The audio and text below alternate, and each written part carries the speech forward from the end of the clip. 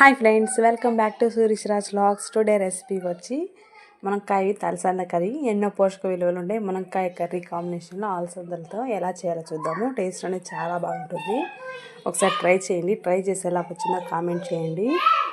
అందరికీ ఒక చిన్న రిక్వెస్ట్ అండి, ప్లీజ్ మన ఛానల్ ఎవరైనా ఫస్ట్ టైం చూస్తున్నట్లయితే ప్లీజ్ సబ్స్క్రైబ్ చేసుకోండి, సపోర్ట్ చేయండి, లైక్ చేయండి, షేర్ చేయండి, కామెంట్ చేయండి. వీడియోలోకి వెళ్ళిపోదాము. ముందుగా అలసందలు ఒక 4 గంటల పాటు నానబెట్టుకోవాలి. కుక్కర్లో వేసుకొని తగినన్ని వాటర్ పోసి టేస్ట్కి సరిపోయేంత ఉప్పు పసుపు వేసి వాటిని 4 విజిల్లు వచ్చేంతవరకు ఉడకనివ్వాలి. ఇంకొక పక్కన పెనం పెట్టుకొని 3 టేబుల్ స్పూన్లు ఆయిల్ పోసుకొని ఆయిల్ కాగాక ఆవాల పప్పు వేసుకొని అది చిట్టుపట్లాడాక ఆనియన్స్ వేసుకొని ఈ ఆనియన్స్ కాస్త వేగిన తర్వాత అందులోకి అల్లం వెల్లుల్లి పేస్ట్ వేసుకొని అందులోని పచ్చి వాసన అంతా పోయేంత వరకు వాటిని బాగా వేయించుకోవాలి.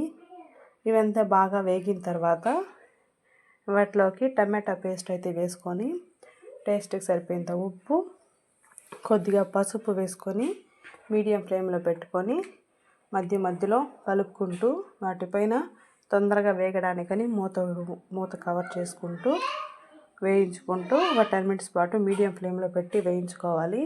అలా చేస్తే తొందరగా వేగిపోతుంది. టేస్ట్ అనేది చాలా బాగుంటుంది. మనం ఎక్కువ మంట మీద పెడితే ఆయిల్ అనేది తొందరగా బయట కనిపిస్తుంది, కానీ పచ్చిగానే అనిపిస్తుంది. మీడియం ఫ్లేమ్లో పెట్టుకుంటే లోపల వరకు బాగా ఉడుకుతుంది.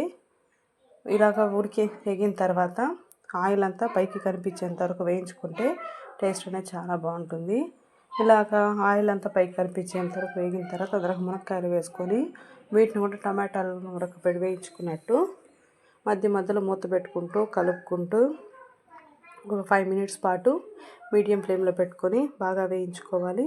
మనకు ఇక్కడే మునక్కాయలు ఒక 70% ఉడికిపోతే టేస్ట్ అనేది చాలా బాగుంటుంది. ఇలా వేగిన తర్వాత ఇందులో 1 స్పూన్ గరం మసాలా, 1 స్పూను కారం, 1 స్పూన్ ధనియాల పొడి వేసుకొని వీటిని కూడా ఆయిల్ అంతా పైకి తేలేంత వరకు బాగా వేయించుకోవాలి.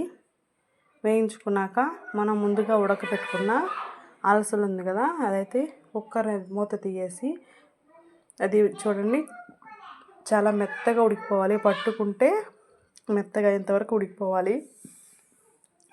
ఉడికిన తర్వాత మనం మునక్కాయల్ని ఒకసారి అయితే కలుపుకొని ఈ మునక్కాయల్లోకి ఈ అలసందలు ఉన్నాయి కదా, అది వాటర్తో సహా పోసుకొని ఇంకొన్ని మనకు ఇంకా వాటర్ యాడ్ చేసుకోవచ్చు. అంటే మీరు తినే విధానాన్ని బట్టి చిక్కగా కావాలంటే చిక్కగా పెట్టుకోవచ్చు, పలచగా కావాలంటే పలచగా పెట్టుకోవచ్చు. పోసుకొని వాటినైతే ఒక 5 మినిట్స్ పాటు ఉడికించాలి. ఎందుకంటే అలసందలో ఉడికిపోయింది, మునక్కాయ 70% అయితే బాగా వేగిపోయింది. వీటికన్నా ఎక్కువసేపు ఏమి ఉడకాల్సిన పని లేదు. ఒక 5 మినిట్స్ ఉడికించుకుంటే సరిపోతుంది. ఉడికించుకున్నాక ఇంకా వీటిలో కానీ చింతపండు నీళ్ళు పోయడానికని పెద్ద గోలీ సైజ్ అంత చింతపండు తీసుకొని వాటిని బాగా చింతపండును గుజ్జు సపరేట్ చేసి తొక్కు అయితే పడేసి చింతపండు గుజ్జుతో అయితే కూరలోకి అయితే పోసుకోవాలి. మునక్కాయ అయితే బాగా ఉడికిపోయింది. ఉడికిన తర్వాత ఇందులోకి మనం చింతపండు రసం పోసి ఒక 2 మినిట్స్ అయితే ఉడికించుకుంటే ఎంతో టేస్టీగా ఉండే మునక్కాయ అలసందల కర్రీ అయితే రెడీ అయిపోతుంది. చాలా బాగుంటుంది. ఒకసారి ట్రై చేయండి. ట్రై చేసి ఎలా వచ్చిందో కామెంట్ చేయండి. ప్లీజ్ మన ఛానల్ని సబ్స్క్రైబ్ చేసుకోండి, సపోర్ట్ చేయండి.